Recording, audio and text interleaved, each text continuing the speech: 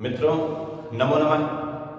मैं आचार्य तेजस्वी शर्मा आपका स्वागत करता हूं आपके ही अपने YouTube चैनल तेजस्वी ज्ञान में।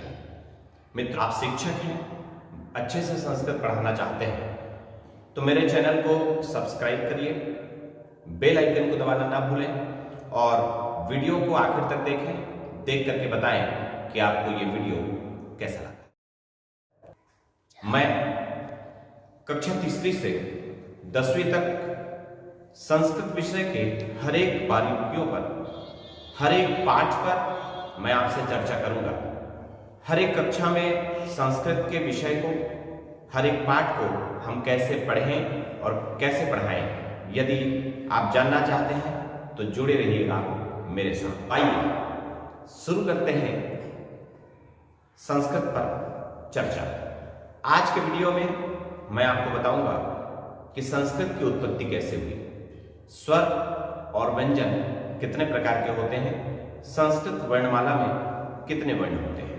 क्योंकि देखिए, जब तक हम शुरू से किसी विषय को न समझें तब तक उस विषय पर हमारी समझ अच्छी नहीं बनती। तो आखिर तक बने रहिएगा। शास्त्रों में बहुत सुंदर उल्लेख किया पाणिनि जी ने अपने ग्रंथ अष्टाध्यायी में। सुनिएगा, पढ़िए भी, मेरे साथ पढ़िएगा, देखिएगा। नृत्यावसाने नटराज राजो ननाद ढक्का नव पंचवार उद्धर्तु काम सनकादि सिद्धांत एतद्विमर्शे शिवसूत्र जालम। नृत्यावसाने नटराज राजौ ननाद ढक्का नव पंचवारम उद्धर्तु कामा सनकादि सिद्धा एतद्विमर्शे शिवसूत्र जालम। ये 14 बार भगवान शंकर ने जब अपनी डमरू को बजाया तो 14 सूत्र निकले। आइए देखते हैं वो 14 सूत्र।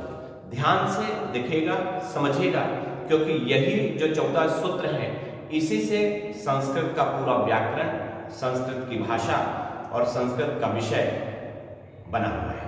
ध्यान दीजिएगा।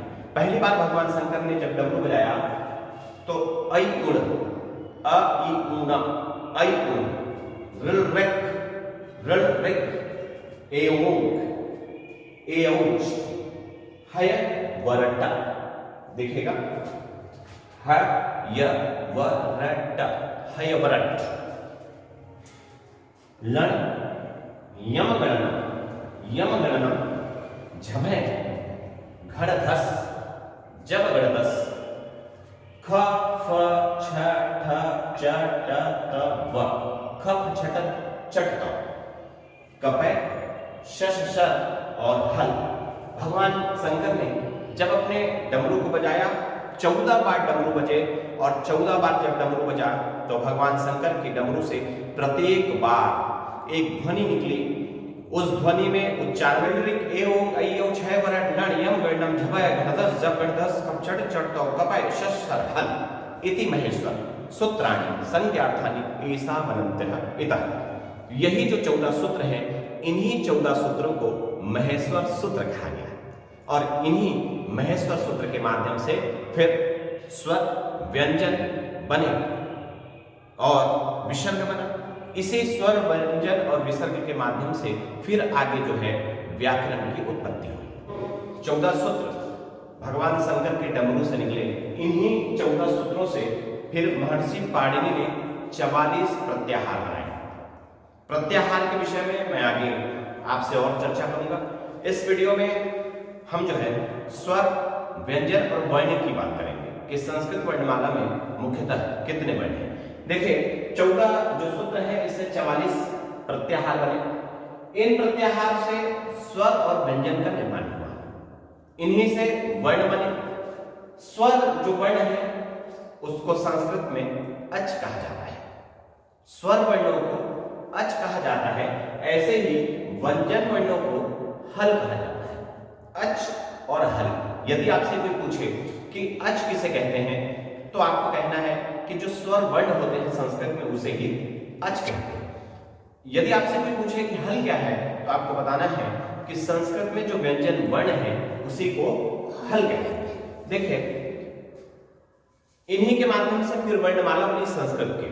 आप जानते हैं जिस प्रकार अंग्रेजी में 26 लेटर होते हैं ABCD, ऐसे ही हिंदी में 52 अक्षर होते हैं वर्णमाला में।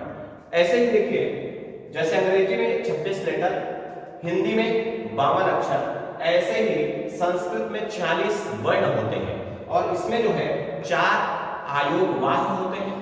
इनको मिलाकर के 50 वर्ण होते हैं, लेकिन मुख्य रूप से 46 वर्ण जो है इनको प्रधान माना जाता है। संस्कृत व्याकरण में इन 40 वर्णों को 2 भागों में बांटा गया, जिनको कहा गया स्वर और व्यंजन। पहला है स्वर वर्ण और दूसरा है व्यंजन वर्ण।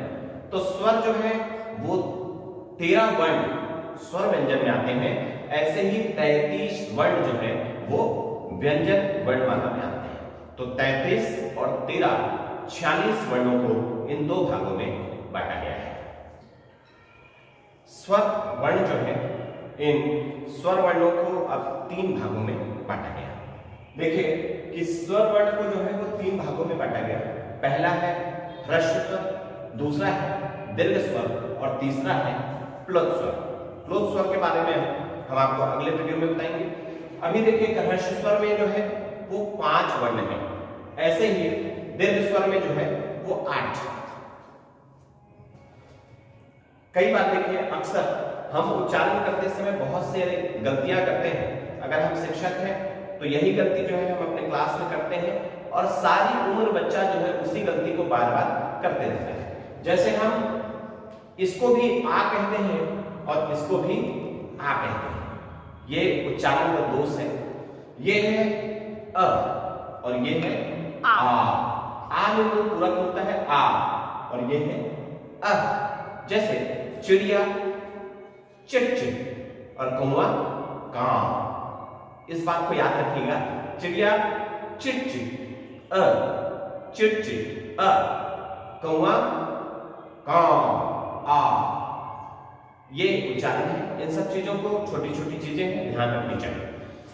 ह्रस्व स्वर में अ, ई, उ, री और ऋ, ये 5 जो है ह्रस्व स्वर में। दीर्घ स्वर में जो है 8, आ, ई, उ, री, ए,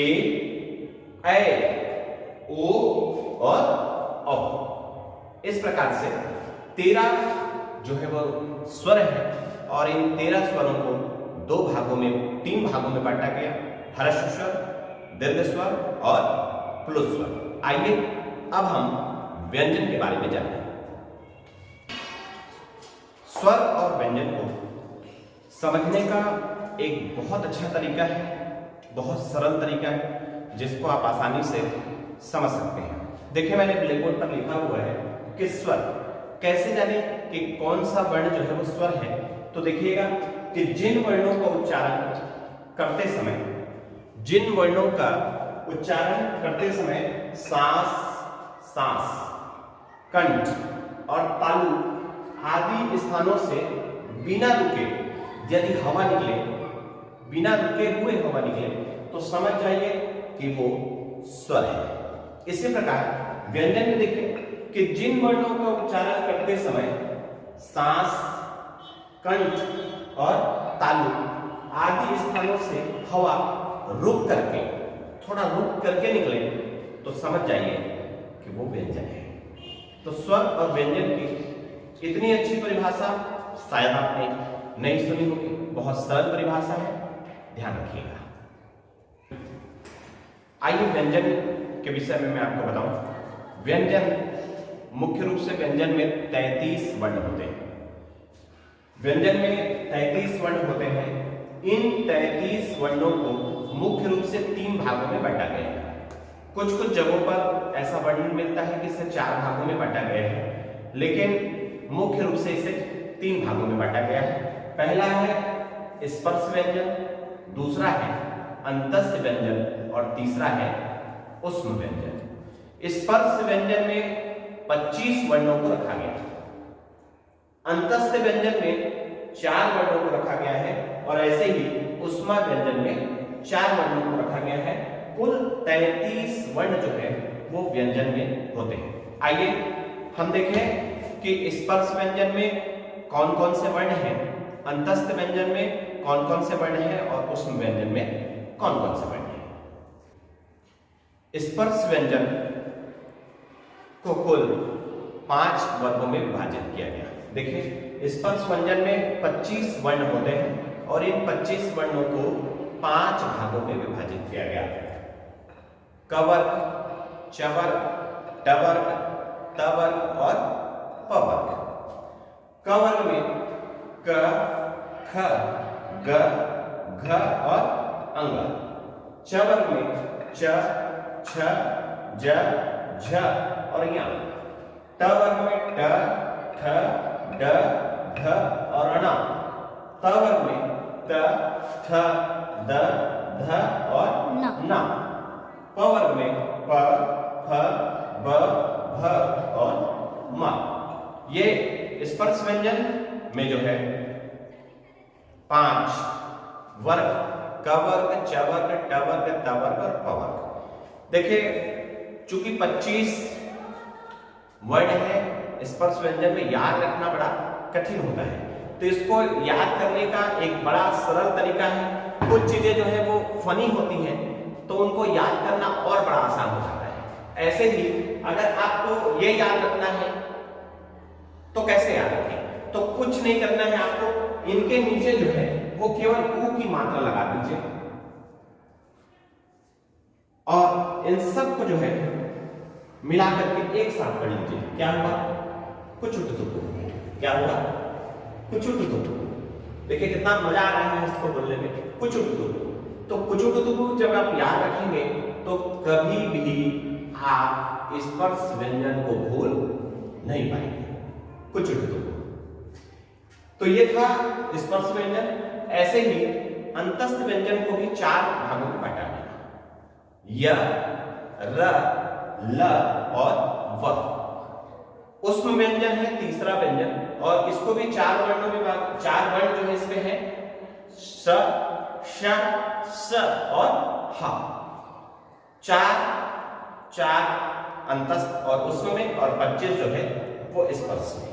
याद रखें कि व्यंजन को हम जब लिखते हैं तो व्यंजन में हलंत लगाना अनिवार्य होता है, क्योंकि व्यंजन बिना स्वर के पूर्ण ही नहीं होता। अगर आप हलंत नहीं लगाएंगे तो वो व्यंजन की श्रेणी में नहीं आएगा। तो लिखते समय ये जरूर ध्यान रखिए कि जब भी व्यंजन लिखे तो उसमें हलंत अवश्य लगाएं, क्योंकि स्वर के बिना व्यंजन अधूरा होता है। व्यंजन का उच्चारण तब तक नहीं किया जा सकता जब तक स्वर का सहयोग न किया जाए। आज के लिए बस इतना है। संस्कृत अथाह है, जितना हम इसको जानना चाहें, जितना जान पाए उतना कम है। एक नए वीडियो के साथ मैं आपके बीच बहुत जल्दी फिर से आऊंगा एक नए विषय पर। मैं प्रयास करूंगा कि 6वीं, 7वीं, 8वीं, 9वीं, 10वीं में जितने पाठ हैं उन पाठों पर हम चर्चा करें। उनको पढ़ना कैसे है, पढ़ाना कैसे है, प्रश्न उत्तर हम कैसे निकाल सकते हैं, इसके अलावा हम अनुवाद कैसे करें, व्याख्या कैसे करें, बच्चों को रोचक ढंग से कैसे पढ़ाएं, इन सभी विषयों पर मैं आपके बीच आता रहूंगा। चैनल को देखते रहिएगा, शेयर करना ना भूलें। देखते रहें YouTube चैनल तेजस्वी ज्ञान। नमो नमः।